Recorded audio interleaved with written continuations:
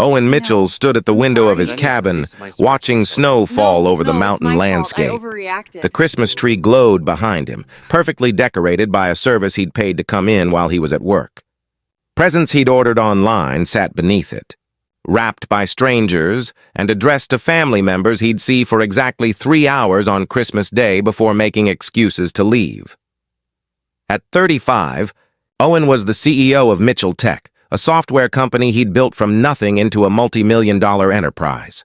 He had everything he'd worked for: success, wealth, a beautiful cabin in the mountains where he could escape the demands of the city. What he didn't have was anyone to share it with. His last relationship had ended 2 years ago when his girlfriend finally accepted that he'd never prioritize her over his work. Since then, his friends had been relentless in their attempts to set him up, pushing him toward blind dates with an enthusiasm that bordered on harassment. "You need to stop hiding behind your computer," his best friend Marcus had said just last week. "You're going to wake up at 50, successful and completely alone." "I'm fine with alone," Owen had replied. "Relationships are complicated and time-consuming. I don't have room in my life for that kind of distraction." But the truth was lonelier than Owen wanted to admit. He'd come to the cabin for a quiet Christmas, telling himself he needed the solitude to recharge. Really, he just didn't want to face another holiday surrounded by couples and families. Being the odd one out, fielding questions about when he'd finally settle down. His phone buzzed with a text from Marcus. "Annual Christmas party tonight." "You're coming," Owen typed back. "I'm at the cabin. 3 hours away. Can't make it." The response came immediately. "Excuses. You know the roads are clear. Get your antisocial butt down here." "It's Christmas Eve," Owen sighed. Marcus was right about the roads, and turning down another invitation would just fuel more lectures about his self-imposed isolation. Maybe an hour at the party wouldn't kill him. 3 hours later, Owen found himself in Marcus's crowded living room, nursing a drink and trying to look engaged in conversations about topics he couldn't care less about. The house was full of Marcus's friends and colleagues, most of whom Owen knew only peripherally. "Owen Mitchell as I live and breathe," a voice said behind him. "The hermit emerges from his cave." Owen turned to find Jessica Park, another of Marcus's close friends, grinning at him. "Hello, Jessica." "Don't hello, Jessica me. We all know you're only here because Marcus threatened you. But now that you are here, we're playing a game." "I don't play games," Owen said flatly. "This one you will," Jessica replied, her eyes gleaming with mischief. "It's called Christmas Dares. Everyone draws a card with a dare on it. And you have to complete it before midnight, or you owe $100 to the charity of the group's choice." "That's ridiculous. That's the spirit," Jessica said, ignoring his protest and dragging him to where a group had gathered around a bowl of folded cards. Owen watched as people drew cards and read their dares. Sing a Christmas carol in front of everyone. Call your ex and apologize for something you didn't do. Tell someone here your most embarrassing secret. When it was his turn, Owen reluctantly drew a card. He unfolded it and read, "Go to the address below. When someone answers, say, 'I came because I heard you didn't believe in Christmas magic.' Do not leave until you've spent at least 30 minutes there." An address was written at the bottom, somewhere in the residential area about 20 minutes away. "That's a stupid dare," Owen said. "That's the dare you got," Marcus said, suddenly appearing beside Jessica with a grin that suggested he'd had something to do with this. "And you're doing it, or you're paying up? Plus, you'll forever be known as the guy who was too scared to complete a simple Christmas dare." "I'm not scared. I'm rational. This is someone's home. I'd be disturbing them on Christmas Eve." "The person at that address knows the game," Jessica explained. "They're expecting someone. Just go, say the line, hang out for 30 minutes, and come back. Easy." Owen looked at the address again. Everything about this felt like a setup, but his friends were watching him expectantly, and his pride wouldn't let him back down over something so trivial. "Fine," he said. 30 minutes. 20 minutes later, Owen stood outside a small but charming house decorated with tasteful white lights and a wreath on the door. Snow was falling harder now, and he was already regretting this ridiculous errand. He knocked, preparing to deliver the absurd line and get this over with. The door opened. and Owen forgot what he was supposed to say. The woman standing in the doorway was stunning, even in simple jeans and a red sweater. She had auburn hair that fell in waves around her shoulders and green eyes that held intelligence and warmth. She looked at him with curiosity but no surprise. "Can I help you?" she asked. Owen remembered the dare. "I came because I heard you didn't believe in Christmas magic." The woman's face broke into a smile that transformed her from pretty to absolutely radiant. "Well, that's quite an opening line. Are you here to convince me otherwise?" "Apparently," Owen said. "Look, this is part of a dare from a Christmas party.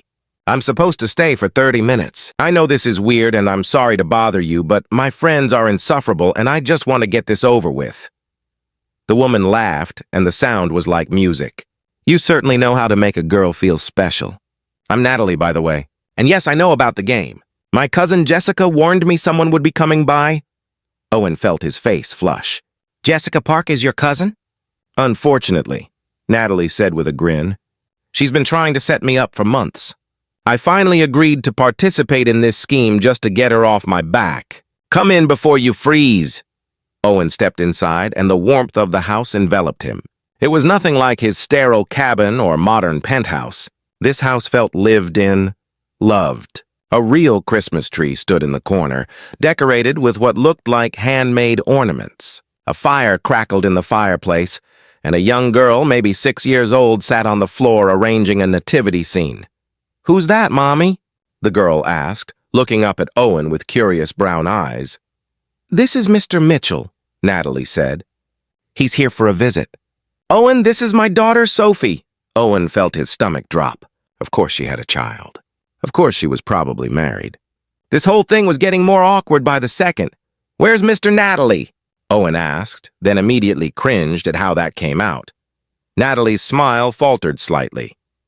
"There is no Mr. Natalie, it's just Sophie and me. Has been for the past 5 years. I'm sorry, I didn't mean—" "It's fine," Natalie said, though her voice had cooled slightly. "Why don't you sit down? Can I get you some hot chocolate?" Sophie and I were just about to have some. What followed was perhaps the strangest 30 minutes of Owen's life. He sat on Natalie's couch drinking hot chocolate while Sophie told him elaborate stories about each ornament on the tree, and Natalie interjected with corrections and context. The little girl was charming and enthusiastic, and Natalie was patient and warm with her in a way that made Owen's chest ache with something he couldn't name. "That one is from when Mommy taught me to ice skate," Sophie explained, pointing to an ornament shaped like a skate. "I fell down 100 times, but Mommy said that's how you learn."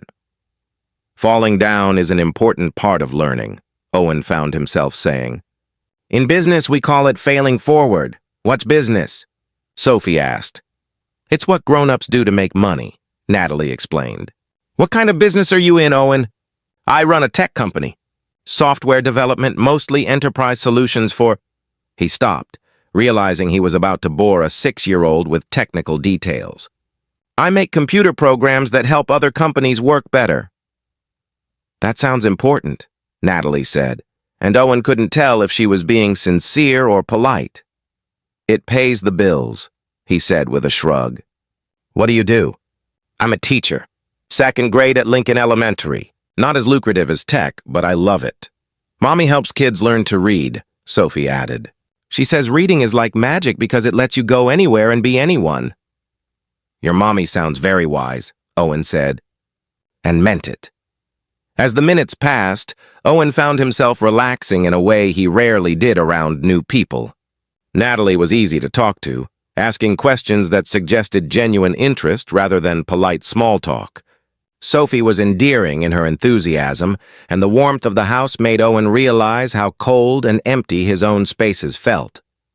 When his phone buzzed with a text from Marcus asking if he'd completed the dare, Owen realized with surprise that not only had 30 minutes passed, but nearly an hour had.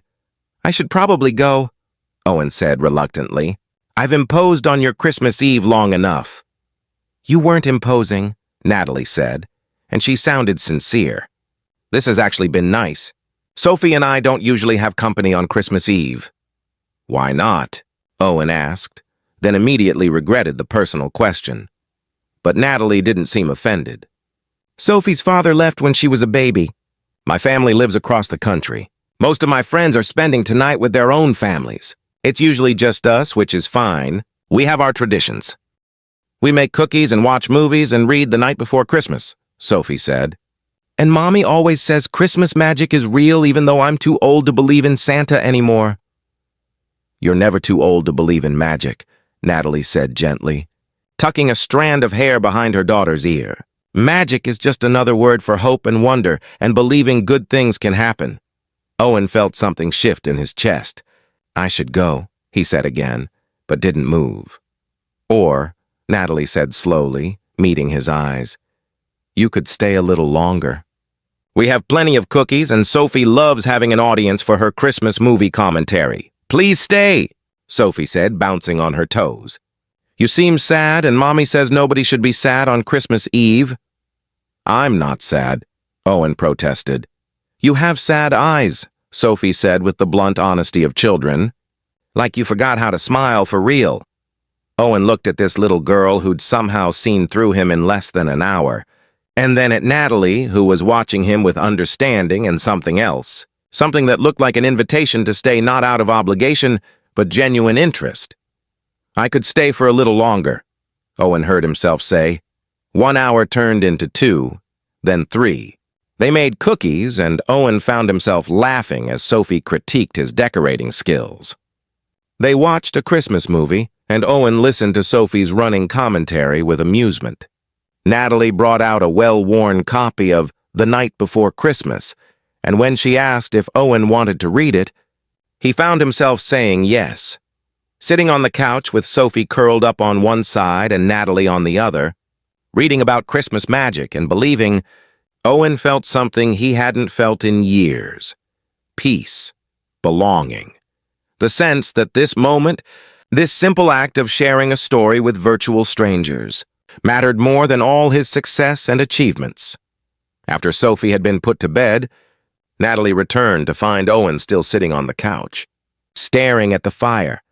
You don't have to stay, she said softly. The dare is long since completed. I know, Owen replied, but I don't want to leave. Is that strange? Natalie sat beside him, close enough that he could smell her perfume, something subtle and warm. Not strange at all.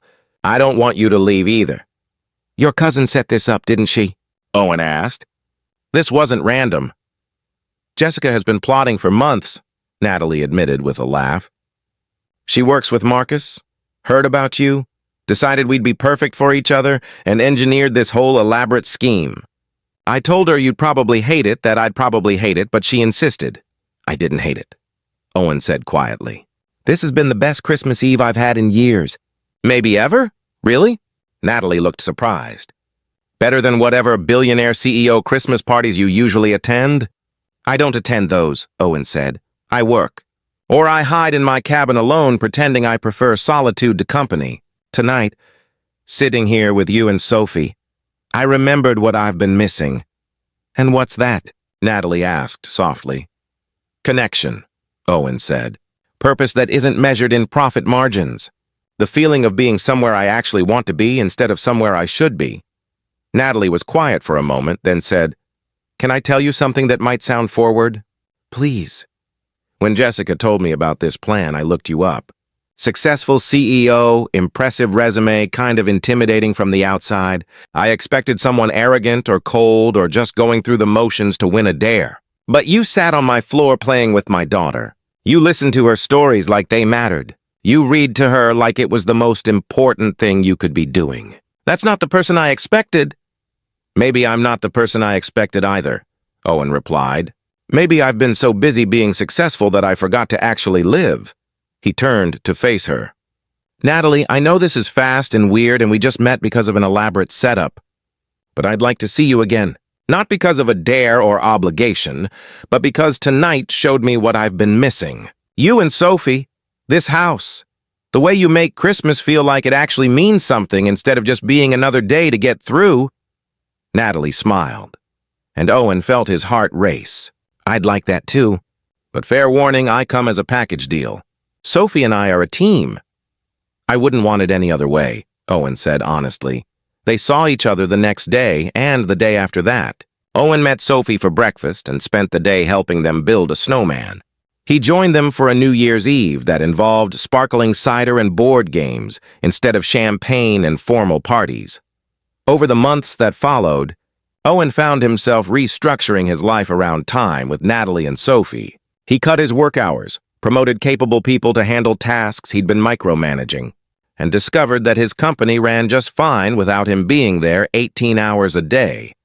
He taught Sophie about computers and business, making it fun and accessible.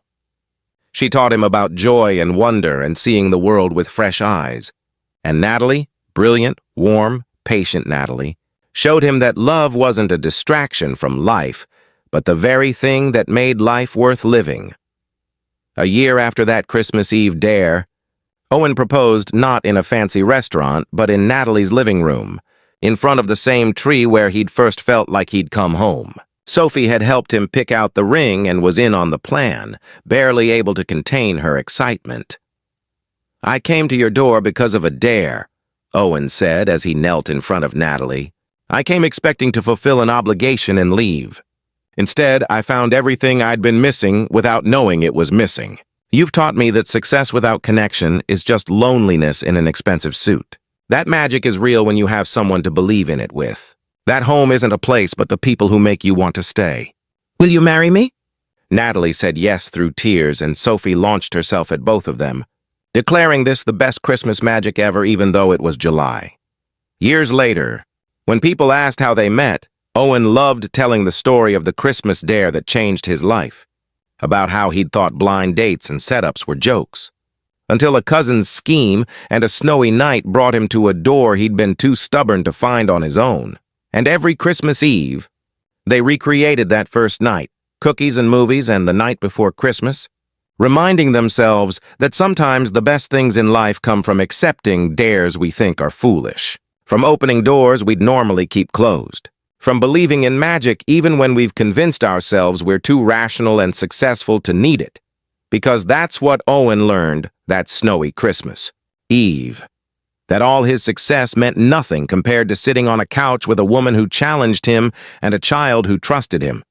That the best things in life can't be scheduled or controlled, and that sometimes Christmas magic finds us exactly when we need it most, even when we're certain we don't believe in it at all.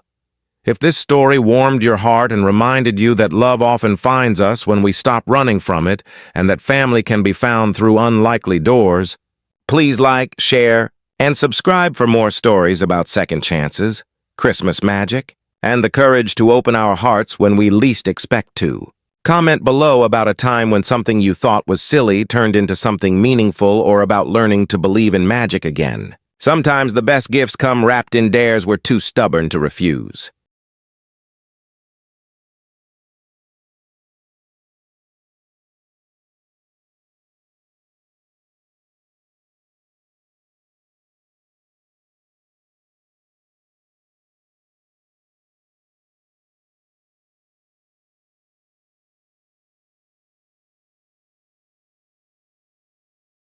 On Christmas Eve, my wife ran away with her lover and left me with our 4 young daughters.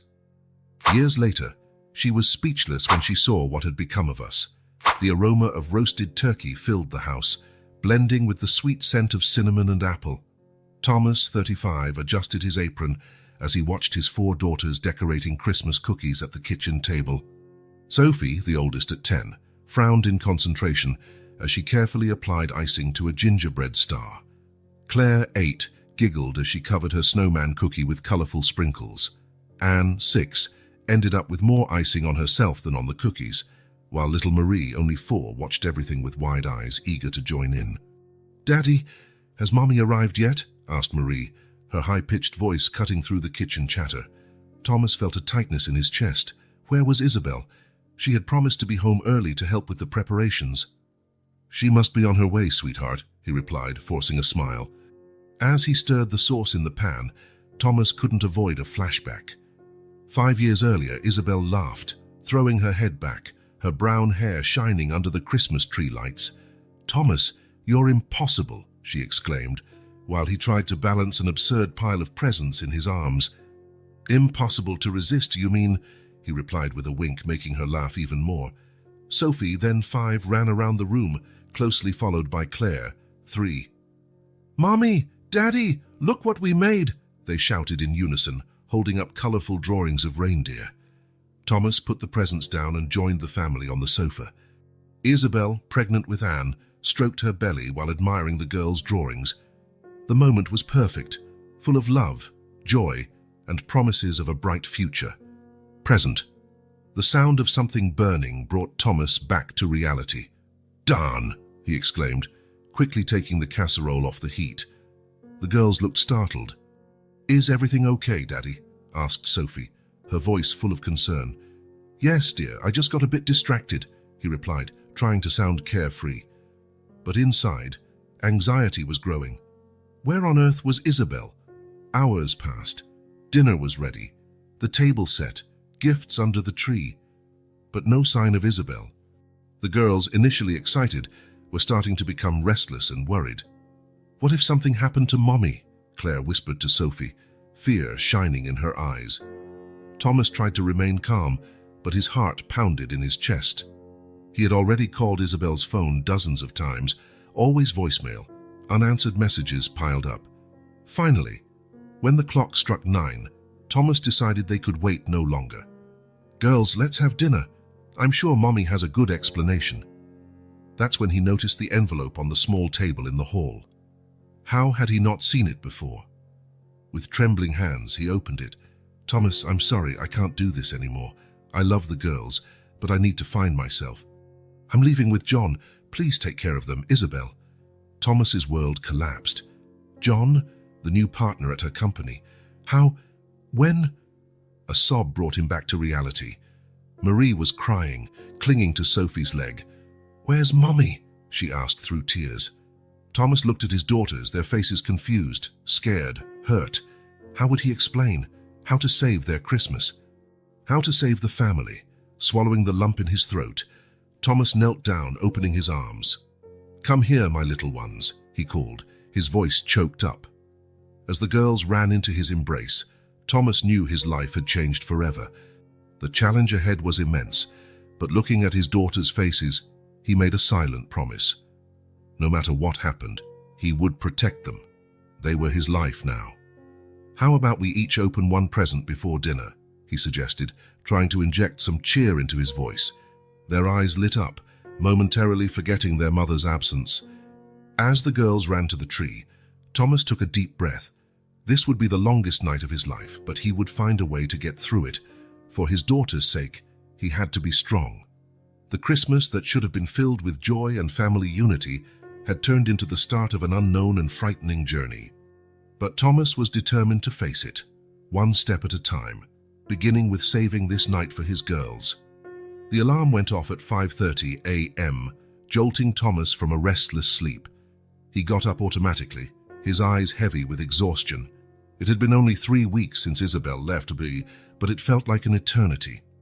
Thomas dragged himself to the bathroom, avoiding looking at the empty side of the bed. While shaving, his mind raced through the endless list of tasks for the day: make breakfast, get the girls ready for school, drop them off at their respective places, get to work in time for the 9 a.m. meeting, remember to pick up Claire's ballet uniform from the cleaners. A sharp scream interrupted his thoughts. "Anne," he muttered, recognizing his 6-year-old's cry. Running to her room, he found the girl sitting in bed, tears streaming down her round little face. "What's wrong, sweetheart?" he asked, sitting down beside her. "I dreamed about Mommy," Anne sobbed, throwing herself into her father's arms. "Why won't she come back, Daddy?" Thomas's heart clenched. "I don't know, my love," he answered honestly, stroking her hair. "But I'm here, okay? Daddy is here." After calming Anne, Thomas returned to his room to get dressed, only to find Sophie, 10, rummaging through his drawers. "What are you doing?" he asked, surprised. Sophie turned, her eyes flashing with anger. "Looking for money. I need to buy materials for a school project." "Why didn't you ask me?" "You're never home," she shouted, "and when you are, you're too busy with the little ones." Before Thomas could respond, Sophie ran out of the room, slamming the door. He sighed deeply, feeling completely inadequate to handle this situation. In the kitchen, he found Claire 8, already dressed and silently eating a piece of toast. Since Isabel's departure, Claire had become strangely quiet and independent. "Good morning, Princess," Thomas tried, smiling at her. Claire just nodded, not looking up from her plate. As he prepared coffee and organized lunchboxes, Thomas heard the familiar sound of small footsteps coming down the stairs. Marie 4 appeared in the kitchen doorway, clutching her teddy bear. "Daddy, is Mommy coming back today?" she asked innocently, as she did every morning. Thomas felt a lump in his throat. "I don't know, sweetheart. Let's have breakfast, okay?" The next 45 minutes were a whirlwind of activity, dressing Marie, convincing Anne to stop crying and get ready, begging Sophie to hurry up, and trying, unsuccessfully, to engage Claire in conversation. When he finally managed to get them all in the car, Thomas was already exhausted, and the day had barely begun. He dropped Marie at nursery, Anne and Claire at primary school, and finally Sophie at secondary school. Each goodbye was a challenge. Marie clung to him crying, Anne begged to stay home, Claire left without a word, and Sophie practically jumped out of the car before it had fully stopped. Arriving at the office with only 5 minutes to spare before the meeting, Thomas felt like a failure in every aspect of his life. How could he be a good father and a competent professional at the same time? The meeting was a disaster. Thomas couldn't concentrate, his mind constantly drifting back to the girls. His boss, Mr. Peterson, called him in after the presentation.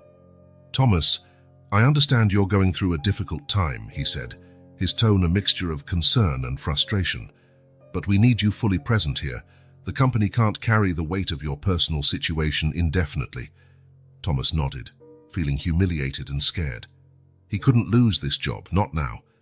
The rest of the day passed in a blur of phone calls, emails, and unfinished tasks. At 5:30 p.m., Thomas rushed out to pick up the girls, praying he wasn't late. Arriving home, exhausted and discouraged, Thomas faced 4 hungry and irritable girls. While he tried to prepare a decent dinner with the few ingredients in the fridge, Sophie complained about needing help with homework. Claire refused to eat. Anne cried for her mother, and Marie spilled juice on the carpet. It was at this moment of total chaos that the doorbell rang. Surprised, Thomas opened the door to find Mrs. Thompson, his elderly neighbor, holding a large covered dish. "Good evening, Thomas," she said with a gentle smile.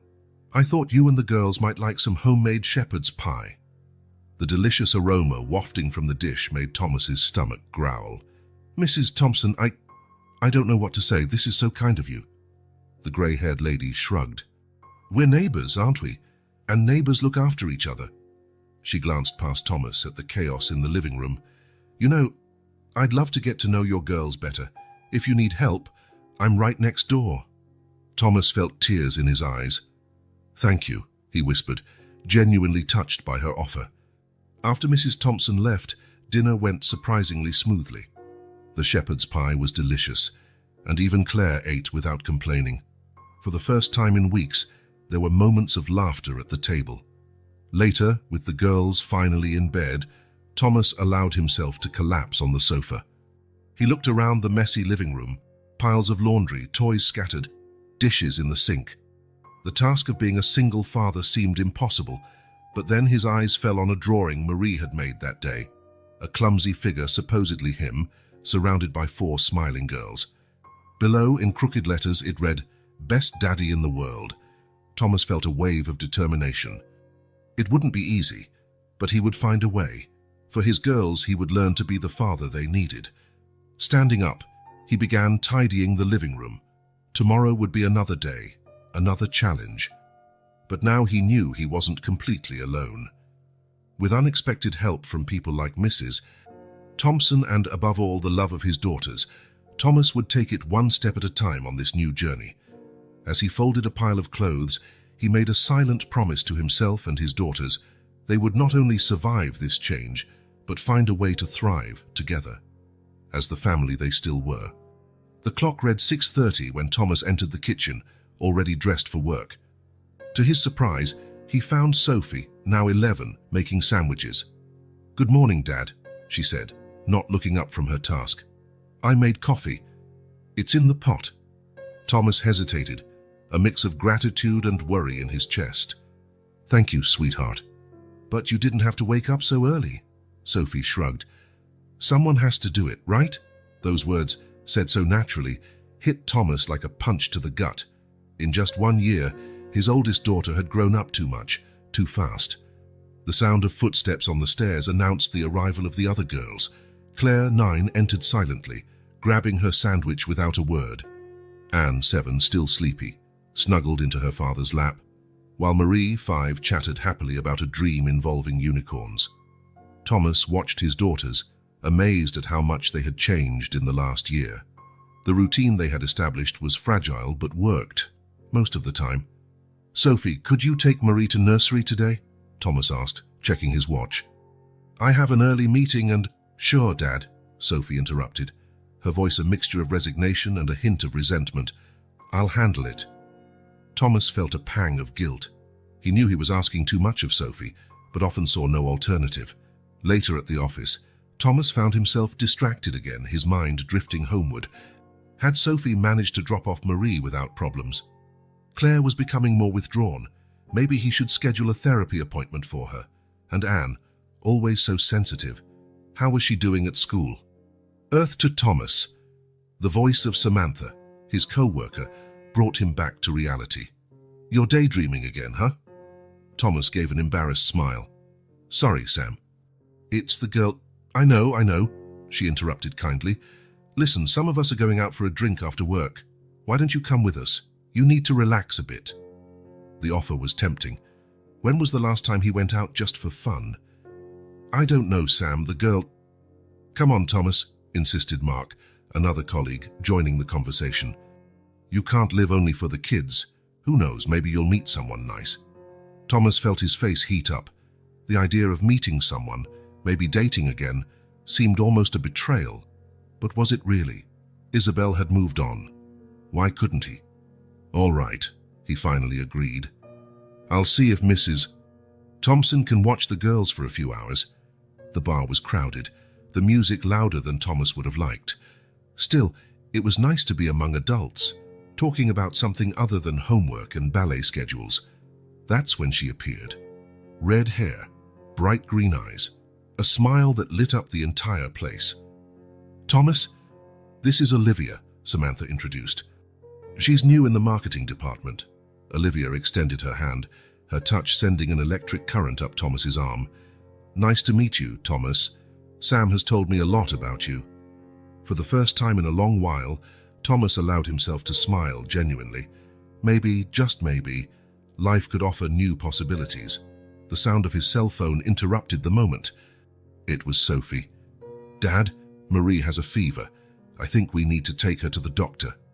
And just like that, as quickly as it appeared, the moment of normality was gone.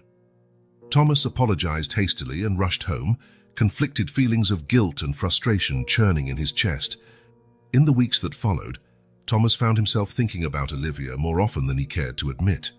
They texted, talked during lunch at work. She was fun, intelligent, and most importantly, understood his situation with the girls. But each time he considered inviting her out properly, something happened. Claire had an anxiety attack at school. Anne got chickenpox and passed it to Marie. Sophie, overwhelmed, and exploded during dinner, accusing Thomas of not doing enough at home. And then, almost without noticing, the year was coming to an end. Stores began displaying Christmas decorations, and Thomas felt a tightness in his chest. The first Christmas without Isabel had been tough, but somehow this second one seemed even worse. "Dad?" Sophie's voice pulled him from his thoughts. She stood at the office door, looking strangely vulnerable. Can we not celebrate Christmas this year?" Thomas felt his heart break. "Oh, Sophie," he said, opening his arms. To his surprise, the normally independent preteen ran into his embrace, sobbing. "I miss her," Sophie confessed through tears. "I know I shouldn't, after what she did, but—" "Shh, it's okay," Thomas consoled her, fighting back his own tears. "It's normal to miss her." "I miss her too." That night, after putting the girls to bed, Thomas sat alone in the dark living room, looking at the still unassembled Christmas tree in the corner. The year had been a roller coaster of emotions and challenges. There were times he thought he wouldn't make it, that the weight of single parenthood would crush him. But there were also moments of unexpected joy. The first tooth Marie lost, the flute solo Claire played at the school recital, finally stepping out of her shell, the look of pride on Anne's face when she learned to ride a bike without training wheels, and Sophie, his little warrior, growing up too fast, but with such a big heart. Thomas picked up his phone, looking at Olivia's last message. "Hope you have a great weekend with your girls." He smiled slightly, feeling a twinge of hope. Maybe, next year, he would be ready to take that step. For now, his focus was his daughters. Standing, Thomas began to assemble the Christmas tree. Tomorrow, he would suggest to the girls that they make new ornaments together. They would create new traditions, new memories. The year had been full of challenges, yes, but also of growth, of strengthened bonds. And as he hung the first ornament on the tree, Thomas made a silent promise. Next year will be even stronger. Together. The sound of the doorbell echoed through the sunny Saturday afternoon. Thomas, busy helping Marie with a puzzle, frowned. He wasn't expecting any visitors. "Sophie, could you get the door, please?" he called, assuming it was a friend of one of the girls. Seconds later, a sharp cry cut through the air. "Dad! Dad, come here! Hurry!" The panic in Sophie's voice made Thomas jump from his chair. He ran to the door, his heart pounding. Nothing could have prepared him for the scene he found. There, standing on the doorstep, was Isabel. 2 years had passed, but Thomas would recognize her anywhere. Her hair was shorter now, a few new lines around her eyes. But it was her. The woman who had abandoned him, who had left her daughters, was back. Isabel. His voice came out as a hoarse whisper. She took a hesitant step forward, tears shining in her eyes. "Thomas, I've come back." The world seemed to freeze for a moment. Thomas felt an avalanche of emotions, shock, anger, hurt, and, surprisingly, a twinge of relief. He struggled to remain composed, conscious of Sophie standing beside him, trembling. "Girls," he said, his voice steadier than he felt. "Go to your rooms, please." "But Dad," Sophie began, her eyes darting between Thomas and the mother she hadn't seen in 2 years. "Now, Sophie," Thomas insisted, his tone leaving no room for argument. Reluctantly, Sophie went upstairs. Thomas could hear the confused whispers of Anne and Claire, and Marie's quiet sobbing. Turning to Isabel, he took a deep breath. "Come in," he said simply, stepping aside. In the living room, silence was palpable. Isabel seemed out of place, an intruder in a home that was once hers. Her eyes roamed over the photos on the walls, noting how the girls had grown, moments she had missed. "Why are you here?" Thomas finally broke the silence, his voice a mixture of exhaustion and apprehension. Isabel sank into the sofa, looking smaller and more fragile than Thomas remembered. "I made a terrible mistake, Thomas. The biggest mistake of my life." She paused, swallowing hard before continuing. "John, he wasn't who I thought he was. He lied to me, manipulated me, made me believe we had a future together, but it was all a sham." Thomas felt a wave of anger rising in his chest. "And that justifies abandoning your daughters, abandoning our family." "No," Isabel answered, tears now streaming freely down her face. "Nothing justifies what I did. I was confused, depressed. I felt like I was suffocating here, but I was wrong, so terribly wrong." She looked directly into Thomas's eyes. "He left me, Thomas, 6 months ago. Left me with nothing, in a foreign country. It took all this time to gather the courage and money to return." Thomas fought the impulse to comfort Isabel. A part of him, the part that still loved her despite everything, wanted to hold her and say it would be okay.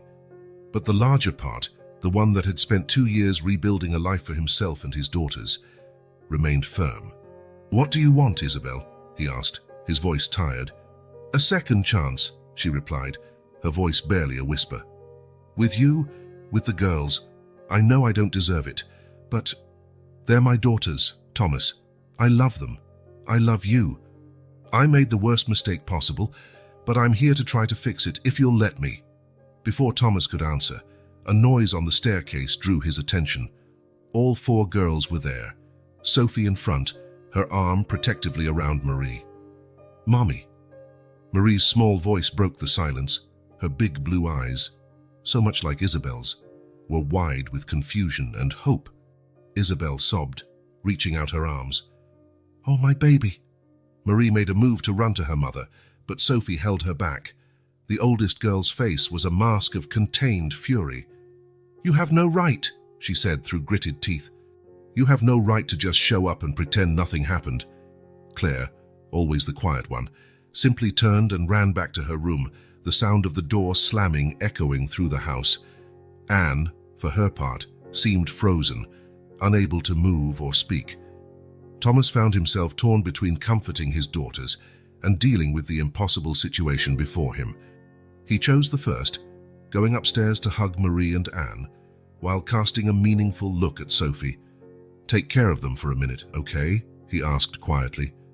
Sophie nodded, still shooting daggers at Isabel. Back in the living room, Thomas found Isabel quietly sobbing. Part of him wanted to comfort her, but the hurt and distrust were too strong. "You can't just come back and expect everything to return to normal, Isabel," he said, his voice firm but not cruel. "You have no idea what we went through, what I went through to keep this family united and happy." Isabel nodded, wiping her tears. "I know. I don't expect it to be easy or quick, but I'm willing to do whatever it takes, Thomas. Please, let me explain everything to the girls, to try to fix what I broke." Thomas closed his eyes, feeling the weight of the world on his shoulders. How could he make this decision? How could he deny his daughters the chance to reconnect with their mother? But at the same time, how could he risk their already wounded hearts?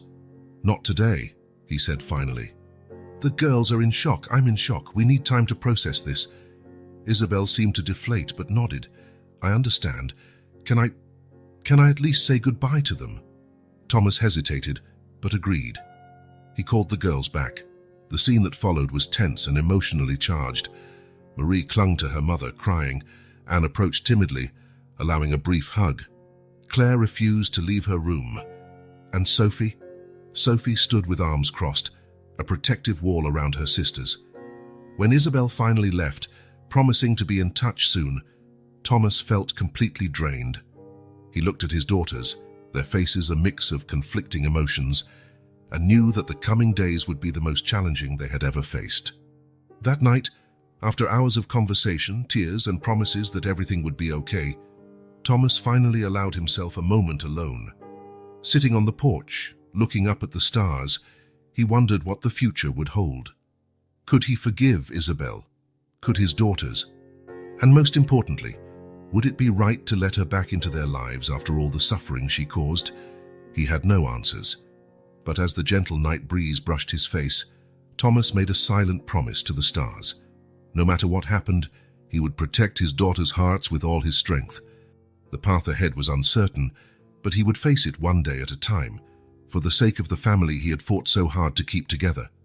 The week following Isabel's unexpected return was an emotional roller coaster for the family.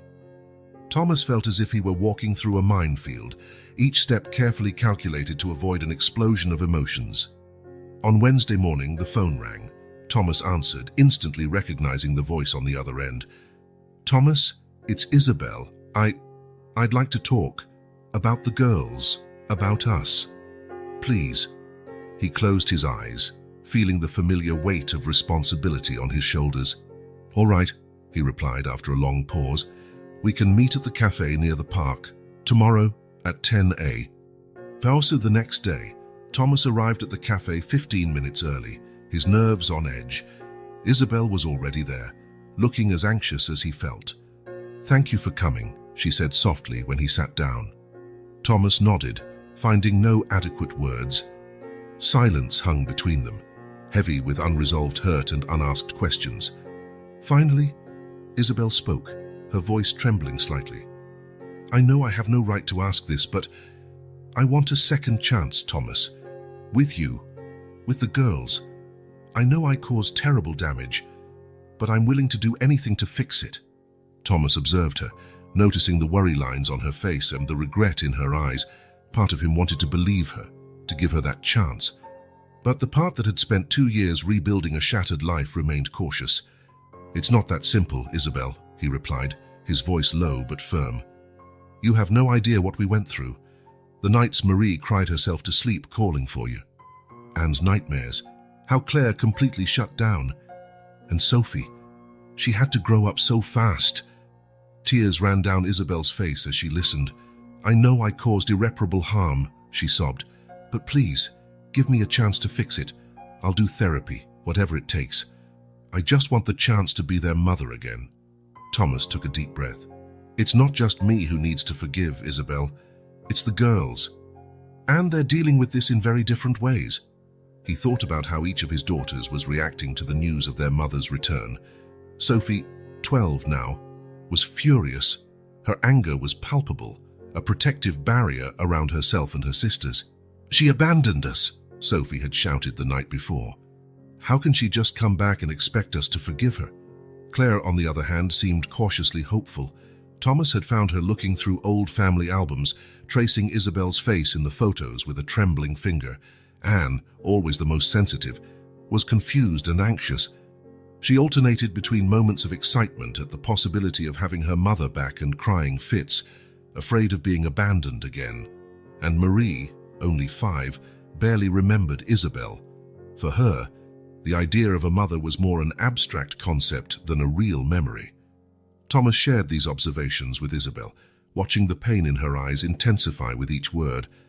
"I know it won't be easy," Isabel said after a moment, "but I'm willing to do whatever it takes. Family therapy, supervised visits, anything. I just want the chance to show them I've changed, that I love them." Thomas leaned back in his chair, feeling the weight of the decision he had to make. Then he remembered the advice Mrs. Thompson had given him the day before. He had gone to the kind neighbor, desperate for some guidance. Mrs. Thompson listened patiently before speaking. "Thomas, dear," she said, her voice full of decades of wisdom, "forgiveness is not something you give all at once. It's a journey. And sometimes, giving someone a second chance is also giving yourself a second chance to heal, to grow." Her words echoed now in Thomas's mind as he looked at Isabel. "Okay," he said finally, "let's try. But under conditions." Isabel's face lit up with hope. "Anything, Thomas, whatever it takes. First, you'll start therapy. Individual and eventually family therapy. Second, visits with the girls will be supervised at least at the start. Third, we follow their pace. If at any point it becomes too much for any of them, we stop. Understood?" Isabel nodded vigorously, tears of relief in her eyes. Yes, of course. Thank you, Thomas. I promise I won't let you down again." Thomas felt a lump in his throat. "Don't promise that," he said softly. "Just try. That's all we can do." In the weeks that followed, Thomas carefully watched how his daughters navigated these turbulent waters. The meetings with Isabel were a mix of intense emotions. Sophie remained distant and hostile, her eyes throwing daggers every time Isabel tried to approach. "You think you can show up after 2 years and pretend nothing happened?" she hissed during one visit. Thomas had to intervene, taking Sophie outside to calm down. Claire, on the other hand, seemed to blossom under Isabel's renewed attention. She hesitantly shared school stories, her eyes shining when Isabel showed genuine interest. Anne wavered between moments of affection and withdrawal. One minute she was in Isabel's arms. The next, she hid behind Thomas, afraid of being left again. Marie, curious but cautious, treated Isabel almost like an interesting stranger, asking innocent questions that often left all the adults speechless. For Thomas, each visit was an exercise in self-control. Seeing Isabel with the girls rekindled memories of happier times, but also brought back the pain of betrayal. He remained cordial but distant, an emotional barrier firmly in place. One night, after a particularly intense visit, Thomas found himself once again on Mrs. Thompson's porch, seeking comfort in her wisdom. "You're doing the right thing, Thomas," she assured him, placing a steaming cup of tea in his hands. "Giving the girls a chance to rebuild this relationship is an act of love, even if it hurts." Thomas nodded, feeling tears he had long suppressed beginning to fall. It's just, sometimes I wonder if I'm being strong enough for them, if I'm making the right decisions." Mrs. Thompson smiled kindly. "Strength isn't always about keeping people away, my dear. Sometimes true strength is allowing them to come close again, even at the risk of getting hurt. You're teaching your daughters about forgiveness and second chances. That's a valuable lesson." As Thomas pondered these words, he knew the road ahead would still be long and difficult. There would be more tears, more heated discussions, more moments of doubt. But looking at the starry sky, he felt a spark of hope. Maybe, just maybe, something beautiful could emerge from this turmoil. Not a restoration of what was lost, but the creation of something new. A redefined family, stronger for having been broken and carefully pieced back together. With that thought, Thomas stood, thanked Mrs. Thompson, and headed home. To his daughters, to the challenge of another day navigating these turbulent waters, but with hope that eventually they would find calmer seas. Autumn sunlight filtered through the curtains of the living room, where Isabel sat on the sofa with Marie on her lap, leafing through a storybook. Thomas watched from the kitchen, his eyes attentive to every interaction, every hesitant smile, every moment of connection. And so, the ugly duckling discovered he was actually a beautiful swan. Isabel read softly, her finger tracing the words on the page. Marie looked up, her big eyes full of curiosity. "Mommy, were you an ugly duckling too? Is that why you left?" The silence that followed was deafening. Isabel froze, her hands trembling slightly. Thomas took a step forward, ready to intervene, but Isabel took a deep breath and replied, "No, sweetheart. Mommy made a very big mistake. But I'm here now, trying to be a swan for you." Marie seemed to consider this for a moment before turning her attention back to the book. Thomas felt his heart tighten. Marie's innocence was both a blessing and a curse in this complicated situation. Later that day, Isabel tried to connect with Anne, now 8. They were in the backyard, Isabel helping Anne plant some flowers. "Look, Mom," Anne said, holding a delicate seedling. "This one is going to be daisies." Isabel smiled, genuinely delighted. "How lovely, Anne. You've always loved flowers, haven't you? I remember when—" She stopped abruptly, realizing that the memory she was about to share was from before she left. Anne noticed her hesitation and her face fell. "You don't remember anything about me, do you?" Anne murmured, tears shining in her eyes. "Oh, Anne, that's not it," Isabel tried to explain, reaching out to touch her daughter's shoulder. But Anne stepped back, dropping the seedling and running into the house. Thomas, who had been watching from the porch, quickly went after Anne, throwing a warning glance at Isabel. He found Anne curled up on her bed, sobbing. "Hey, Princess," he said softly, sitting beside her. "Want to talk about what happened?" Anne threw herself into her father's arms, tears soaking his shirt. "Why did she come back, Dad? We were okay without her, weren't we?" Thomas felt his heart break. "Oh, Anne," he whispered, stroking her hair. "It's complicated, sweetheart. Your mom made mistakes, but she loves you. She's trying to fix things." "But what if she leaves again?" Anne sobbed. Thomas had no easy answer for that. He just held his daughter tighter, silently promising that no matter what, he would always be there for her. The days passed, and every interaction between Isabel and the girls felt like an emotional tightrope. Claire, now 10, was the most receptive, eager to reconnect with her mother. But even that relationship wasn't free of complications. One afternoon, Isabel arrived to take Claire for a walk in the park, something Thomas had reluctantly agreed to. "I'm so excited to show you my new skateboard tricks, Mom," Claire exclaimed, grabbing her helmet. Isabel frowned, confused. "Skateboard? But you were always afraid of riding one." Claire's smile faltered. "That was a long time ago, Mom. I learned last summer, Dad taught me." An awkward silence fell over them. Isabel struggled for the right words, painfully aware of how much she had missed. Thomas, observing the scene, felt a mix of pride and sadness. Pride in Claire's growth, sadness at the obvious pain in both their eyes. Sophie, meanwhile, remained the most difficult. At 12, her anger and resentment formed an almost impenetrable barrier. "Sophie, honey," Isabel tried one day, finding her eldest daughter alone in the kitchen. "I made your favorite cookies. Remember how we used to bake them together? Sophie looked from the plate of cookies to Isabel, her eyes cold. My tastes have changed. I don't eat that kind of thing anymore. She left the kitchen, leaving Isabel alone with a plate of cookies and a broken heart. Thomas, who had witnessed the exchange, sighed deeply. He knew Sophie was hurting, but her hostile attitude was making things even harder. Tensions reached a peak on an otherwise ordinary Thursday. Thomas was at work when he received a call from Marie's school. "Mr. Thomas, this is Mrs. Peterson, Marie's teacher. We had an incident today. We need you to come to the school immediately." Thomas's heart raced. "What happened? Is Marie okay?" "She's physically fine, but very upset. Please come as soon as possible." Thomas rushed to the school, 1,000 scenarios running through his mind. When he arrived, he found Marie sitting in the principal's office, crying quietly. To his surprise, Isabel was already there. "What's going on?" he asked, looking from Marie to Isabel and then to Mrs. Peterson. The teacher explained, "Today was Bring Your Parents' Day to talk about their jobs. Marie got very upset when Isabel appeared. She shouted to the entire class that Isabel wasn't her real mommy, that her real mommy had gone away long ago." Thomas closed his eyes, feeling the weight of the situation.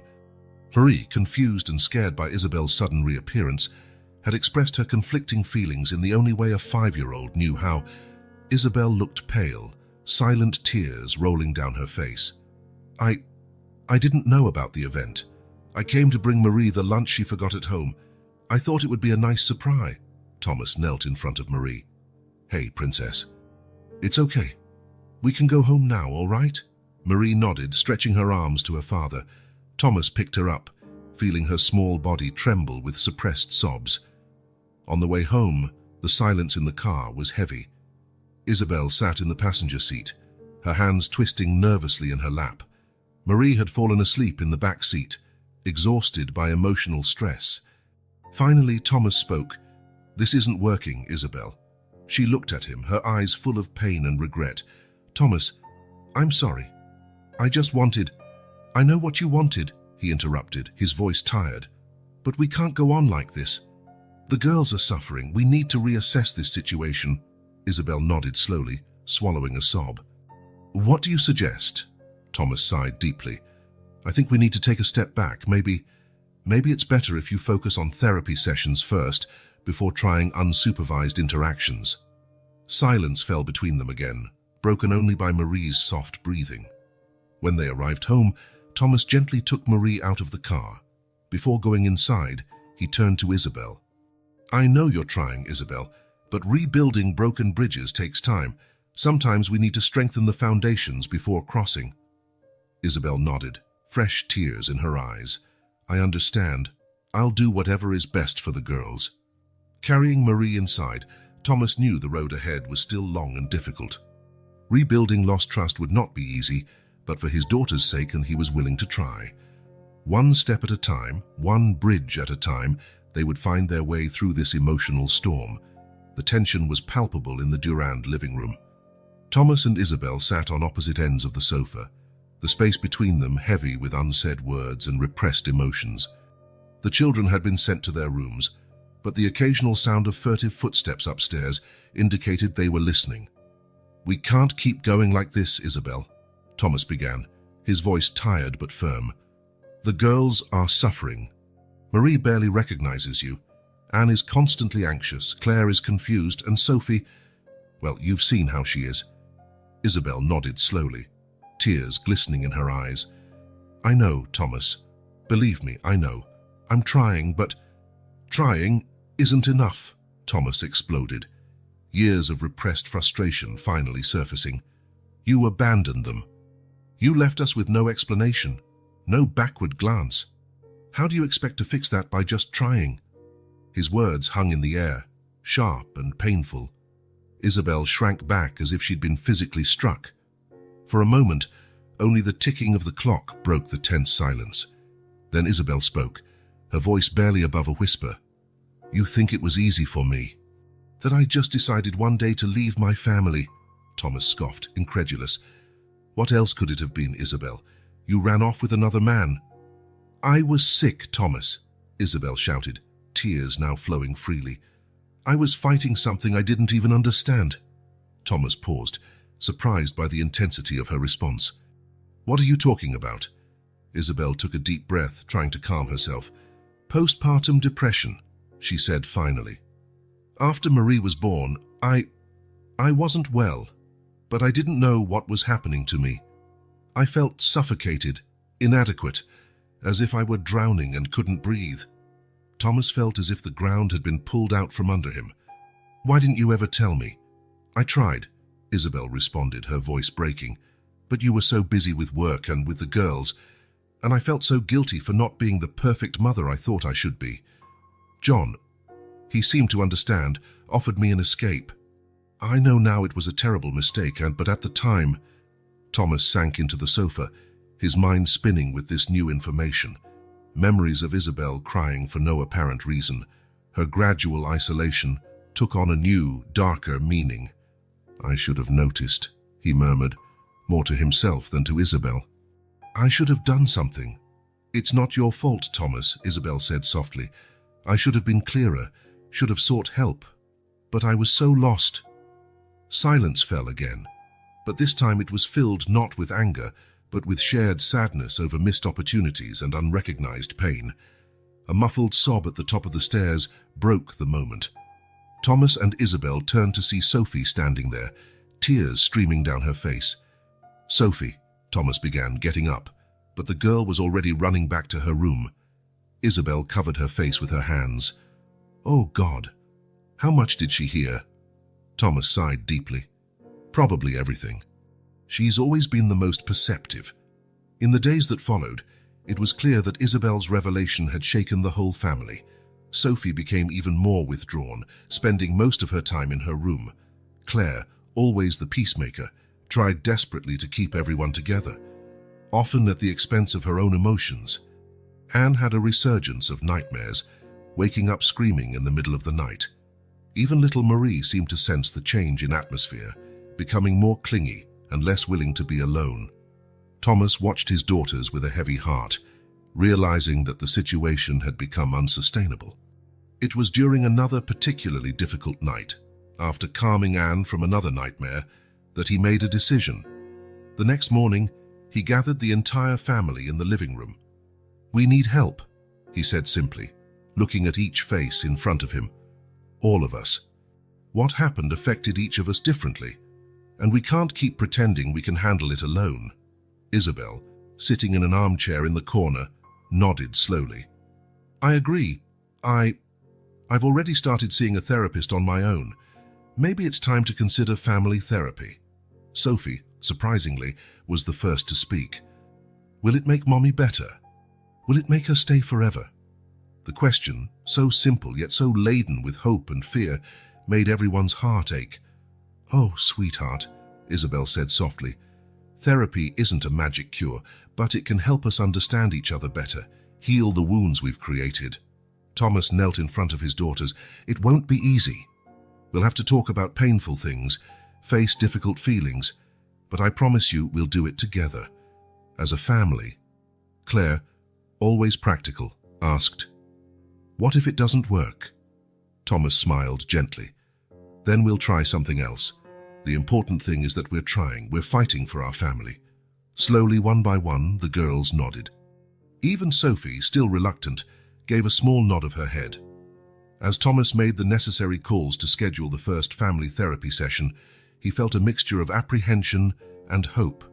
The road to healing had only just begun, but together, step by step, they would face whatever lay ahead.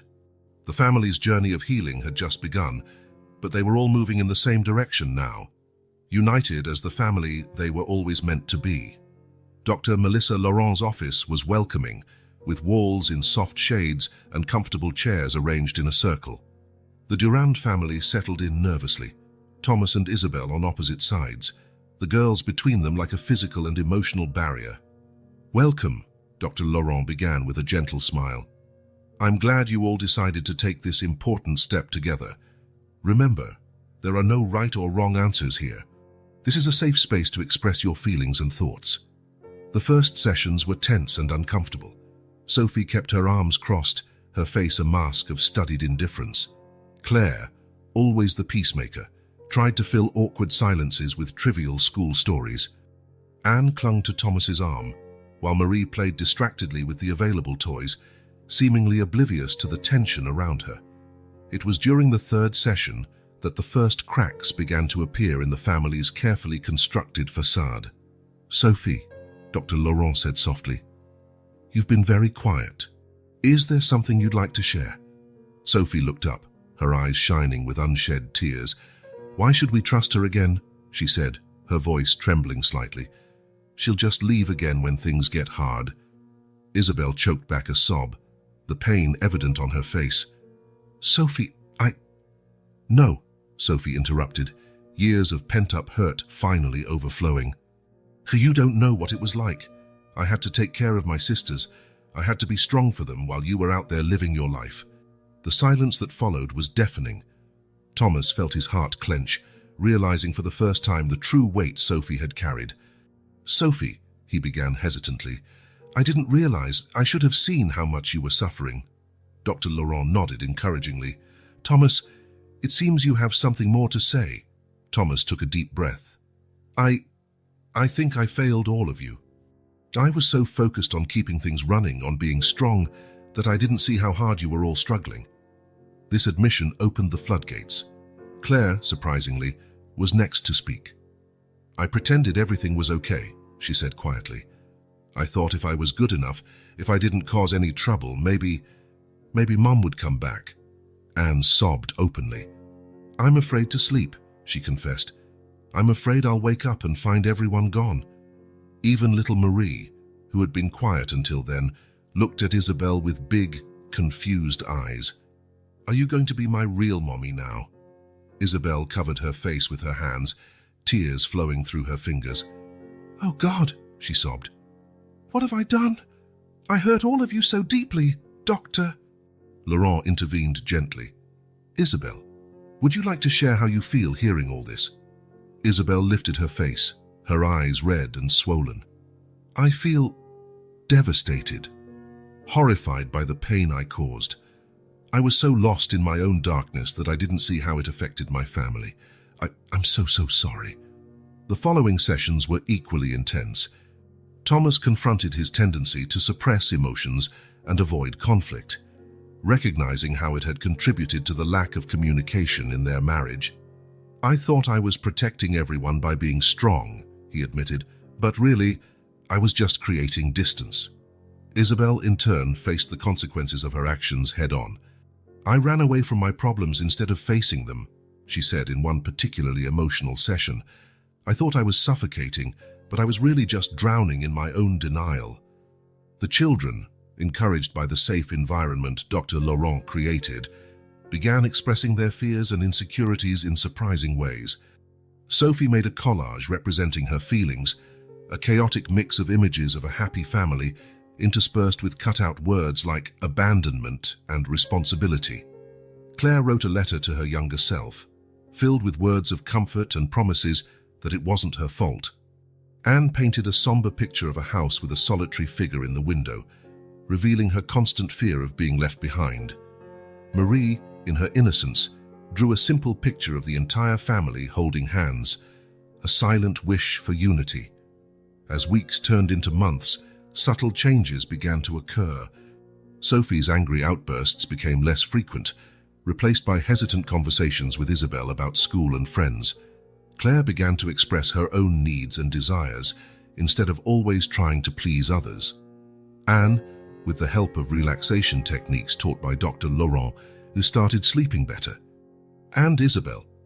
Isabel worked tirelessly to regain her family's trust, one small gesture at a time. In one of the last sessions of the year, Dr. Laurent asked each family member to share something they had learned during the process. Thomas spoke first. "I've learned that being strong doesn't mean hiding my feelings, but sharing them with the people I love." Isabel, tears in her eyes, said, "I've learned that love is a daily choice, and I must choose my family every day, no matter how hard it is." Sophie, her voice softer than it had been in months, shared, "I learned that it's okay not to be strong all the time, that I can ask for help." Claire smiled shyly. I learned that my feelings matter too. Anne, clutching her favorite teddy bear, said, I learned that it's okay to be afraid, but I don't have to be afraid alone. And Marie, with the simple wisdom of a child, concluded, I learned that families can get hurt, but they can heal together too. Dr. Laurent smiled at the group. You've all done incredible work. Remember, healing is an ongoing process. There will be ups and downs, but what matters is that you keep communicating and supporting each other. As the family left the office that day, there was a palpable sense of hope in the air. The path ahead would still be long and sometimes difficult, but now they had the tools to navigate it together. The Durand family's journey of healing was far from over, but for the first time in a long time, everyone felt they were moving in the right direction, united as the family they were always meant to be. Mr. Peterson's office was quiet, except for the soft hum of the air conditioner. Thomas sat rigidly in the chair across from his boss's desk, his hands clasped in his lap. Thomas, Mr. Peterson began, a genuine smile on his face. I have good news. The company is expanding, and we're opening a new office in Brighton. We'd like you to lead the team there. Thomas blinked, surprised. Me? But you've done an exceptional job over the past few years, especially considering your personal circumstances, Mr. Peterson continued. This is an incredible opportunity for your career. Thomas's mind spun. A promotion, a move to Brighton. What would this mean for his family, who had only recently begun to find some balance? I need to think about it, Thomas stammered. Discuss it with my family. Mr. Peterson nodded understandingly. Of course, but please don't take too long. We need an answer by next week. That night, Thomas gathered the family in the living room.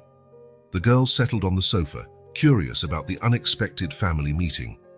Isabel, who now spent more time with the family, although she still lived separately, sat in a nearby armchair. I have important news, Thomas began, his voice betraying a bit of nervousness. I've been offered a promotion at work. That's great, Dad, Claire exclaimed, always the optimist. Thomas smiled tensely. Yes, it's a big opportunity, but it involves a move to Brighton. The silence that followed was deafening. Sophie was the first to break it. Move? But what about school, my friends? Her voice rose an octave, panic evident. Anne grabbed Thomas's arm. I don't want to go, Daddy. I like it here. Marie, now 6, seemed more confused than upset. Does Brighton have ice cream? Thomas couldn't help but chuckle at his youngest's innocence. Yes, sweetheart, Brighton has ice cream. Isabel, who had remained silent until then, finally spoke. Thomas, this is a big change. How do you feel about it? He sighed deeply. Professionally, it's an amazing opportunity, but you girls are my priority. I won't make any decision without everyone's support. Claire, ever the voice of reason, asked, Can we think about it a bit? Maybe make a list of pros and cons. Thomas smiled, grateful for his practical daughter. Of course, and sweetheart. Let's all think about it and talk again tomorrow. The next night, the family gathered again. The air was tense with expectation. So, Thomas began, what does everyone think about the move? Sophie, now 13 and in the height of her rebellious phase, spoke first. I hate the idea. I don't want to leave my friends, my school. Here it's not fair. Claire, however, seemed more open. I looked up Brighton. It seems like a cool city with lots of parks and museums. It could be an adventure. Anne, still apprehensive, murmured, What if we don't like it there? Can we come back? Thomas knelt in front of Anne. If it really doesn't work out, we'll find a solution. I promise. That's when Isabel surprised everyone. I could move too, she said hesitantly, to stay close to the girls. The silence that followed was broken by Sophie standing up abruptly. No, she shouted. You can't just decide to be part of our lives again. Not after everything. Isabel flinched as if slapped. Sophie, I just want what's best for you. What's best would have been never leaving, Sophie shouted, tears in her eyes, before running to her room. Thomas got up to follow her, but Isabel stopped him. Let me go, she said softly. I need to fix this. Isabel found Sophie in her room, sitting on the bed with her knees pulled up. She knocked softly on the open door. May I come in? Sophie shrugged, not looking at her mother. Isabel entered hesitantly and sat at the edge of the bed. Sophie, I know I hurt you deeply, Isabel began, and I understand your anger. You have every right to feel that way. Sophie finally looked at her, eyes red and swollen. Then why are you trying to force yourself back into our lives? Isabel took a deep breath. Because I love you. Because leaving was the worst mistake of my life, and I'm trying to fix it. I don't expect you to forgive me right away, or to trust me. I just want the chance to be here, to be the mother you deserve. Sophie was silent for a long moment. What if you decide to leave again? She finally asked, her voice small and vulnerable. Isabel felt her heart break. Oh, Sophie, she said softly, I promise, with all my heart, that I will never leave again. I know words don't mean much right now, but let me show you with actions, day by day. Slowly, hesitantly, Sophie nodded. It wasn't forgiveness, not yet, but it was a start. When they returned to the living room, the family waited anxiously. Thomas gave Isabel a questioning look, and she nodded slightly. So, Thomas said, looking at each family member, what have we decided? Claire spoke first. I vote yes. I think it could be good for all of us. Anne, still clutching her teddy bear, murmured, Okay, but can we visit here sometimes? Marie, always practical, asked, Can I take all my toys? All eyes turned to Sophie. She took a deep breath, looking from Thomas to Isabel. All right, she said finally. But I have conditions. Thomas smiled, relieved and proud of his eldest daughter. Of course, sweetheart. Let's hear your conditions. As the family discussed the details of the move, Thomas couldn't help feeling a wave of hope. Brighton wouldn't be just a new city, but a new horizon for the Durand family. A horizon full of challenges, surely, but also of possibilities and, above all, renewed love. Thomas sat on the porch of their home, watching the sun slowly set on the horizon. The deadline for giving his answer to Mr. Peterson was approaching, and the pressure weighed on him like a ton of bricks. On the one hand, the promotion in Brighton offered financial stability and growth opportunities that would benefit the whole family. On the other hand, it meant uprooting the girls from the only home they knew, taking them away from friends and familiar routines. And then there was Isabel. As if conjured by his thoughts, the porch door opened and Sophie came out, hesitant. Dad, she called softly. Can we talk? Thomas smiled, gesturing for her to sit beside him. Of course, sweetheart. What's on your mind? Sophie sat down, pulling her knees to her chest. For a moment, she seemed much younger than her 13 years. It's about the move, she began, her voice trembling slightly, and about Mom. Thomas felt his heart tighten. He knew this moment would come, but he still didn't feel ready. I'm listening, he said gently. Sophie took a deep breath. I'm scared, Dad. Scared that if we move, everything will change again. What if Mom comes and then decides to leave again? I can't go through that again. The tears Sophie had fought to contain finally overflowed. Thomas pulled her into a tight hug, feeling his own heart break at his daughter's pain. Oh, Sophie, he whispered, I'm sorry. I'm so sorry you have to carry this fear. When Sophie finally calmed down, Thomas drew back gently, looking into her eyes. I want you to know something, Sophie. No matter what happens, no matter where we go or who is in our lives, you'll always have me. Always. Understand? Sophie nodded slowly. But what about Mom? Do you really think she's changed? Thomas sighed. People can change, Sophie. Your mother is trying very hard, but I understand your concern. That's why whatever our decision, it will be based on what's best for you and your sisters. I promise. Sophie hugged her father again. Thank you, Dad. I love you. I love you too, my brave girl. After Sophie went back inside, Thomas remained seated for a long time, lost in thought. His conversation with his eldest daughter solidified something in his mind. Any decision he made had to prioritize the girl's emotional well-being above all else. The next morning, Thomas called a family meeting. All the girls gathered in the living room, and Isabel arrived a few minutes later, looking nervous. Thank you all for coming, Thomas began. I know we've talked a lot about this move, and I think it's time to make a final decision.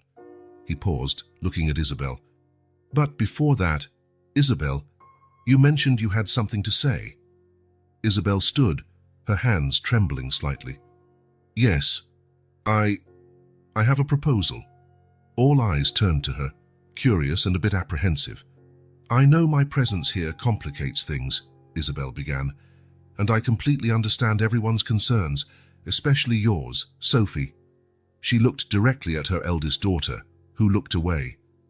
That's why I want to propose something. She took a deep breath before continuing. If you decide to move to Brighton, I'd like to move there too, but not immediately. I'd stay here for a few months, giving you time to settle in. Then, if everyone is comfortable, I'd move there as well, but to my own apartment, close enough to be present in the girls' lives, but giving everyone the necessary space. A stunned silence fell over the room. Thomas was the first to break it. Isabel, that's very considerate of you. Claire, ever the mediator, spoke next. I think that's a good idea. It gives us time to adjust. Anne and Marie exchanged glances, looking a bit confused but not opposed. All eyes turned to Sophie. She remained silent for a long moment before speaking. You promise? She finally said, her voice small. Promise you won't just disappear again. Isabel knelt in front of Sophie, tears in her eyes. Sophie, I promise, with all my heart, I will never abandon you again. I know words may not mean much now, but I'm committed to proving it to you, day by day. Sophie nodded slowly, not entirely convinced, but willing to give it a chance. Thomas observed the scene with mixed emotions, pride in his daughter's maturity, hope for Isabel's genuine effort, and renewed determination to do what was best for his family. Well, he said finally, I think it's time we made our final decision. Let's take a vote. Who's in favor of moving to Brighton with Isabel's proposed plan? Slowly, one by one, hands were raised. First Claire, then Anne and Marie. Finally, after a moment's hesitation, Sophie raised her hand as well. Thomas felt a huge weight lift from his shoulders. Then it's decided. We're going to Brighton. In the days that followed, Thomas immersed himself in preparations for the move. He informed Mr. Peterson of his decision, started looking for houses in Brighton, and organized the girls' school transfers. But amid the chaos of moving, he made sure to spend time with each daughter. Long talks with Sophie about her fears and hopes, researching attractions in Brighton with Claire, promising Anne they would visit old friends regularly, and countless stories for Marie about the adventures they would have in their new city. The night before they left, Thomas found Isabel waiting for him on the porch. Thank you, she said softly, for giving this a chance. For me, for our family. Thomas nodded. It's not easy, Isabel, but I'm willing to try for the girls. I know, she replied, and I promise I won't disappoint you. Not this time. As they watched the sun set on the house that had been the stage of so many memories, both sweet and bitter, Thomas felt a mix of apprehension and hope. The decision was made. The future was uncertain, but for the first time in a long while, it seemed bright with possibilities. Brighton would be more than just a new city. It would be a new beginning for the Durand family. A beginning Thomas hoped would bring healing, growth, and maybe even a chance to redefine what it meant to be a family. With one last look at the house they were leaving behind, Thomas turned to go inside, ready to face whatever the future held. Together, as a family, the aroma of freshly brewed coffee filled the kitchen of the Durands' new home in Brighton. Thomas smiled to himself, enjoying the morning silence before the usual family chaos began. 3 months had passed since the move, and slowly the family was adjusting to their new life. Sophie, initially the most reluctant, had found a group of friends at her new school and was even considering joining the volleyball team. Anne, always an artist, was thrilled with the painting classes she had started attending. Marie, with her child's adaptability, already declared Brighton her favorite place in the whole world. And Claire, well, Claire had always been the easiest. At 13, she embraced the change with enthusiasm, exploring every corner of the city on her new bicycle. The sound of footsteps on the stairs announced Sophie's arrival. "Morning, Dad," she murmured, still sleepy. "Good morning, sweetheart. Sleep well." Sophie nodded, pouring herself a cup of coffee. Thomas raised an eyebrow but didn't comment. At 15, his eldest insisted she was practically an adult. The rest of the morning followed their new normal. Anne couldn't find her pencil case. Marie insisted on wearing her rain boots despite the bright sunshine outside. And Claire, as always, was ready and waiting patiently at the door. After dropping the girls at school, Thomas headed to his new office. The work was challenging but rewarding. And then there was Emma. Emma Rogers was his assistant, a lively 38-year-old with a contagious smile and a laugh that lit up the entire room. In recent months, she had become not only a valuable colleague, but a close friend. "Good morning, Thomas," Emma greeted cheerfully. "Ready for the meeting with the investors?" Thomas smiled, feeling that familiar warmth Emma's presence always provoked. "With you by my side." "Always." The morning passed quickly, filled with meetings and phone calls.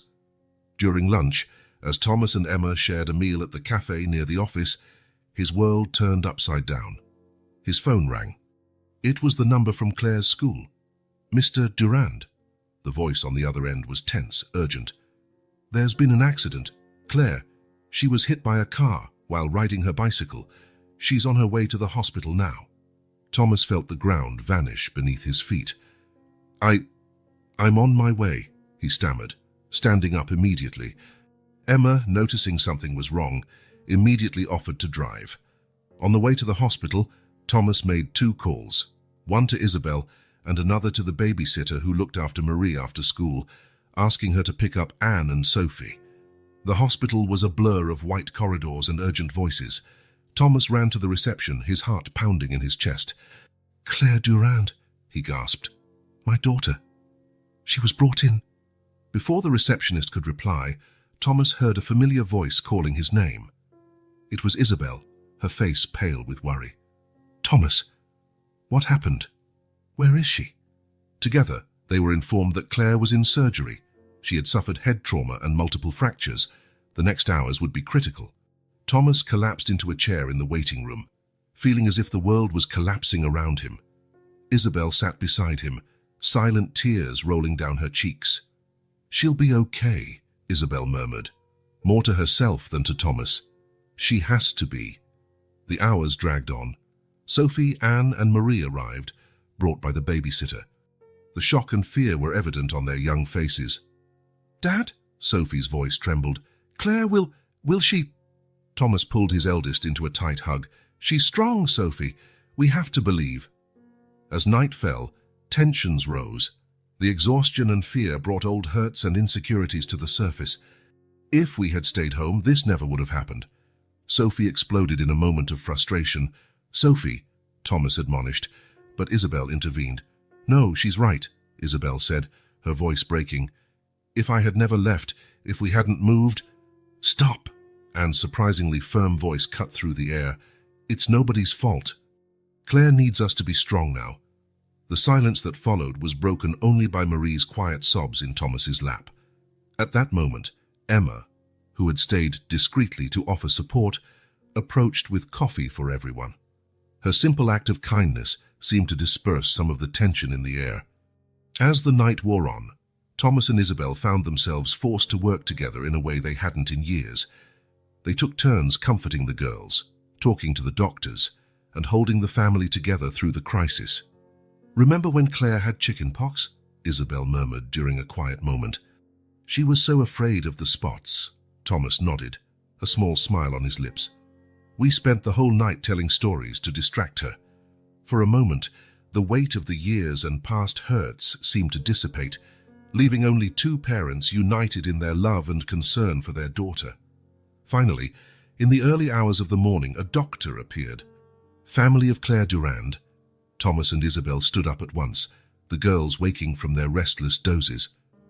"The surgery was a success," the doctor announced with a tired smile. "Claire is stable. She has a long recovery ahead, but we expect a full recovery." Relief flooded the room, almost palpable. Thomas found himself hugging Isabel, both of them crying with joy and exhaustion. Sophie, Anne, and Marie joined the embrace, forming a tight circle of love and gratitude.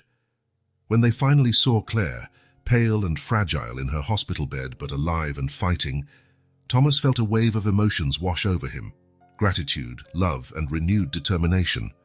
Looking at his family gathered around Claire's bed, Isabel holding one daughter's hand, Sophie and Anne whispering words of encouragement, and Marie drawing a bright "Get well" card, Thomas realized that sometimes you have to almost lose something to truly appreciate what you have. Claire's accident had been a terrible shock, but it also served as a catalyst. Somehow, amid chaos and fear, they had rediscovered what it meant to be a family. As the sun rose over Brighton, bringing with it the promise of a new day, Thomas made a silent promise. No matter what the future held, they would face it together, as a family, stronger, more united, and more grateful than ever. The rhythmic sound of medical equipment filled the hospital room as Claire slowly opened her eyes. Thomas, who had been dozing in a chair beside the bed, immediately straightened up. "Hey, princess," he whispered, a tired but relieved smile lighting his face.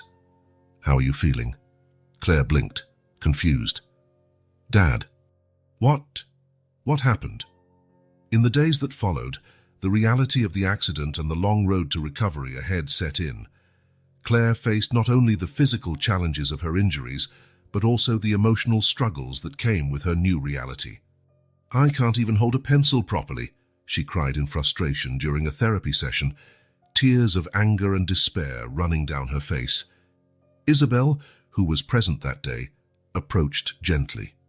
"It's okay, sweetheart. It takes time. Remember when you were learning to ride a bike? It wasn't easy at first, but you didn't give up." Claire looked at her mother, a flash of recognition in her eyes. It was the first time in years Isabel had mentioned a childhood memory without tension filling the air. The family quickly established a rotation to care for Claire. Thomas adjusted his work schedule, relying on the understanding and support of his superiors. Isabel practically moved into the hospital, sleeping on an uncomfortable sofa night after night. Sophie, now 15, surprised everyone with her maturity and dedication. She took on many household responsibilities, looking after Anne and Marie while the parents focused on Claire. One evening, Thomas found Sophie in the kitchen, preparing dinner for her younger sisters. "You don't have to do all this, sweetheart," he said softly. "You're still just a teenager." Sophie shrugged, but Thomas could see the exhaustion in her eyes. "Someone has to do it, Dad, and you and Mom have enough to worry about." Thomas pulled his daughter into a tight hug, feeling a mix of pride and guilt. "You're amazing, you know that. But promise me you'll tell me if it becomes too much, okay?" Sophie nodded against her father's chest, allowing herself, for a moment, to be just a scared girl who almost lost her sister. Meanwhile, Isabel demonstrated a dedication that even surprised Thomas. She attended every medical appointment, every therapy session, every difficult moment. Slowly, the girls began to see a side of their mother that had been overshadowed by years of absence and hurt. One afternoon, Anne arrived at the hospital with a drawing for Claire. Seeing Isabel help Claire with mobility exercises, Anne hesitated in the doorway. "Come in, sweetheart," Isabel called softly. "Claire would love to see your drawing." Anne approached timidly, handing the paper to Claire. To her surprise, Isabel gently pulled her into a hug. "What a beautiful drawing, Anne. You've always been our little artist." Anne's hesitant smile was like a ray of sunshine after a long storm. Thomas, watching the scene, felt his heart tighten. Seeing Isabel with the girls, caring for them with so much love, he couldn't help but reconsider many of his assumptions and fears. In the midst of it all, Emma proved to be an invaluable pillar of support. She not only took on many of Thomas's responsibilities at work, allowing him to focus on his family, but also became a constant, reassuring presence for all of them. One night, when Thomas was particularly exhausted and discouraged, Emma showed up at the hospital with homemade food and a sympathetic ear. "You don't have to go through this alone, Thomas," she said softly, her eyes filled with understanding and something more that Thomas wasn't ready to name yet. The arrival of Mrs. Thompson was like a balm for the exhausted family. The elderly neighbor, who had become almost a grandmother figure, insisted on traveling from her hometown as soon as she heard about the accident. "Well, well," she said as she entered Claire's room, her arms full of bags. "What do we have here? A young warrior, I see." Claire couldn't help but smile, the first genuine smile in days. Mrs. Thompson had that effect on people. In the days that followed, Mrs. Thompson became a constant source of wisdom and comfort. She had stories to distract Claire during painful therapy sessions, gentle advice for Sophie when the pressure seemed too great, and encouraging words for Thomas and Isabel when exhaustion threatened to overwhelm them. One evening, Thomas found Mrs. Thompson and Isabel talking quietly in the hospital cafeteria. "My dear," Mrs. Thompson said, holding Isabel's hand, "forgiveness is a journey, not a destination. You're on the right path." Isabel wiped away a tear, nodding. Seeing Thomas, she offered a small smile, a gesture of mutual peace and understanding. As the weeks passed, small miracles began to happen. Claire took her first hesitant steps with crutches. Sophie was caught laughing with Isabel over an embarrassing childhood story. Anne asked her mother for help on a school art project. Thomas, watching his family come together in ways he never imagined possible a few months ago, felt a surge of gratitude and hope. Claire's accident had been a terrible event, but from the ashes of that tragedy, something beautiful was being born, a renewed family, stronger and more united than ever. One afternoon, with everyone gathered in Claire's hospital room, Sophie reading a book aloud, Anne drawing, Marie playing quietly on the floor, Isabel helping Claire with physiotherapy exercises, and Emma bringing snacks, Thomas found himself looking at Mrs. Thompson. The elderly lady smiled as if reading his thoughts. "See, my dear," she said softly, "sometimes things must break completely to be rebuilt stronger than before." Thomas nodded, feeling a peace he hadn't experienced in years. The road ahead would still be long and, no doubt, full of challenges. But looking at his reunited family, he knew they would face it all together. United not just by blood, but by bonds of love, forgiveness and resilience tested in fire and forged stronger than ever. The aroma of roasted turkey and cinnamon filled the Durand home in Brighton. Snowflakes fell gently outside, creating a scene worthy of a Christmas card. Thomas watched from the living room window, a cup of hot chocolate in his hand, as Claire helped Marie build a snowman in the yard. A year had passed since the terrible accident that almost took Claire from them.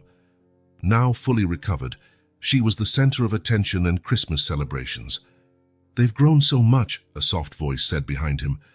Thomas turned to see Isabel, her eyes shining with nostalgia and joy. "Yes, they have," he agreed, feeling a wave of gratitude for having her there, part of their lives again, even if in a different way. The doorbell rang, announcing the arrival of guests. Sophie, now 16, ran to answer. "Mrs. Thompson," she exclaimed, hugging the elderly neighbor who had become such an important part of their lives. Gradually, the house filled up. Emma arrived, bringing a homemade apple pie, her smile lighting up the room. Anne, now 10, proudly showed off her latest artistic creations to anyone who cared to look. When everyone was gathered in the living room, Thomas asked for their attention. "Before we start our dinner, I'd like us to share a moment of reflection," he said, his voice thick with emotion. "This past year has taught us a lot about love, forgiveness, and the true strength of family." Claire, sitting among her sisters, nodded, tears shining in her eyes. I want to thank all of you," she began hesitantly, "for not giving up on me, for standing by me every step of the recovery." Sophie surprised everyone by speaking next. "I want to apologize," she said, looking directly at Isabel, "for being so harsh, so inflexible. Mom, seeing how you cared for Claire, how you've been there for all of us, I understand now. And I forgive you," Isabel sobbed openly, pulling Sophie into a tight embrace. Anne and Marie joined them, creating an emotional Durand knot in the middle of the room. Thomas watched the scene, his heart overflowing with love and gratitude. He exchanged a meaningful look with Emma, who nodded encouragingly. "Family," he called softly, "there's something else we'd like to share with you today." He held out his hand to Emma, who approached, intertwining her fingers with his. "Emma and I, well, we've fallen in love, and we'd like all of your blessings for us to get married." For a moment, silence reigned. Then, to everyone's surprise, it was Isabel who spoke first. "Thomas, Emma," she said, her voice steady despite her tears, "you have my full blessing. Emma, thank you for caring for this family when I couldn't, for loving these girls as if they were your own." The girls, one by one, expressed their joy and acceptance. Claire even joked, "It's about time, Dad." The Christmas dinner that followed was filled with laughter, stories, and a palpable sense of love and unity. Mrs. Thompson shared stories of past Christmases, making everyone laugh at her youthful escapades. Emma and Isabel, to everyone's surprise, found they had much in common and were soon exchanging recipes and gardening tips. Later, when the younger girls were in bed and the adults enjoyed one last glass of wine by the fireplace, Thomas found himself reflecting on the incredible journey they had taken. "You know," he said softly, watching the dancing flames, "a few years ago, I thought my life was over. When Isabel left that Christmas Eve, I felt like everything was falling apart." Isabel lowered her eyes, guilt still visible, but Thomas continued, "And then, when Claire had her accident, I thought it was the end of the world.